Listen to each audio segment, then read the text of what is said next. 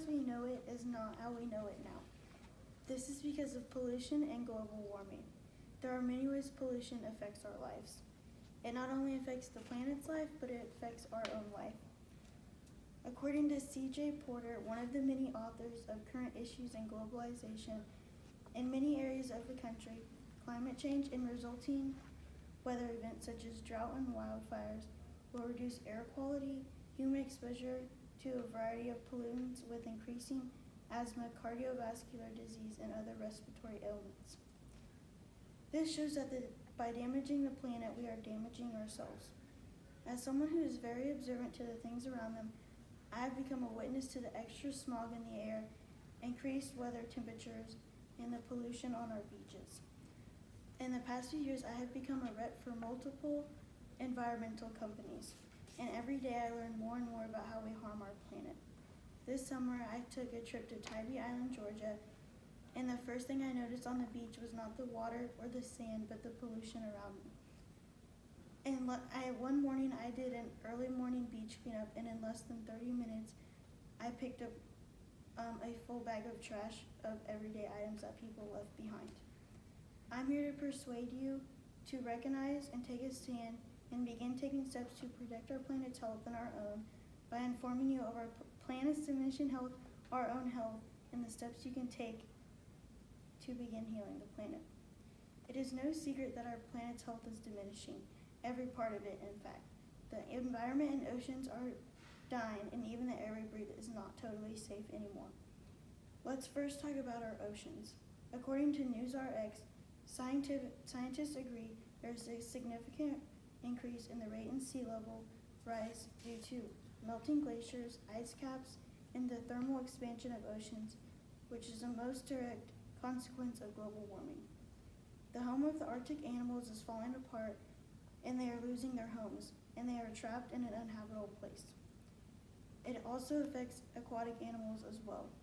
NewsRx also mentioned the species diversity of fish community has reduced more than 50% in heavily impacted sites.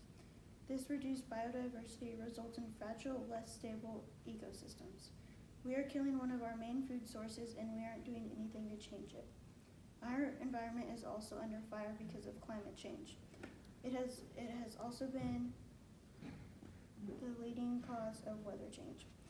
As stated in current issues in globalization, the environment as a consequence of climate change has both already been observed and anticipated by sea level rise, changes in precipitation resulting in floods and droughts, heat waves, more intense hurricanes and storms, and degraded air quality.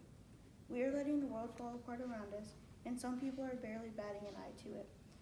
We act as though it is not a big deal, but if we took a closer look, we would realize how big of a problem this is. Lastly, let's talk about the atmosphere. Pollution has affected the air we breathe.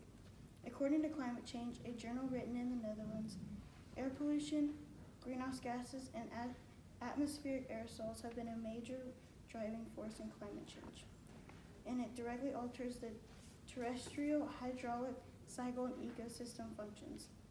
We are poisoning the air, and this is the air we need to survive. Now let me tell you a little bit about how our planet is affected by climate change and our own health. Climate change and pollution have affected our health in many ways. The quote I stated earlier from C.J. Porter stated how changing weather events and air pollution have had many pollutants that are harmful to humans and cause devastating health changes. These changes include respiratory and cardiovascular diseases, cancer, food and waterborne diseases, and mental disorders. Respiratory risks include asthma and allergies in response to an increase of pollen, mold, and dust. Cardiovascular risk includes stroke because of an increased heat stress and airborne particles. An increased exposure to UV rays has had a change in cancer. Food and waterborne diseases are caused by our food contamination, increased water temp, and change in our ecosystem. Lastly, mental health is affected by extreme weather events, including losing property, losing loved ones, and chronic stress. As you can see, pollution and global warming have big effects on the planet and people alike. Now let's discuss ways we can begin to fix it. There are many small steps you can take. At home, you can raise your air conditioner 6 degrees, which if everyone did this, it would save 190,000 barrels of oil a day. You can use your own cloth grocery bags and recyclable containers. Lastly, you can install low-flow shower heads which use less than 15 gallons each time. On the road, you can change your tires to radial tires. They last longer and improve fuel efficiency. Also, you can recycle motor oil. This will cause less oil in the environment and in our waterways.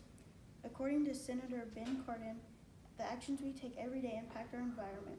Moreover, our inactive and inattention to the environment, in the face of the clear growing scientific evidence, can have serious effects as well.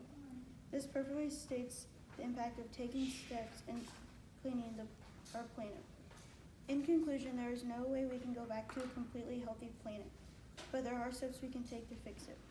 The earth is quickly falling into a place of no return if we do not begin taking action. It is true that change is hard, but if you begin by taking small and obtainable habits, it will become easier and you will also be helping the planet. I hope I have persuaded you to begin caring about the planet and bringing attention to our health and the planet's diminishing health. I hope you will begin taking the steps I previously stated to protect our planet.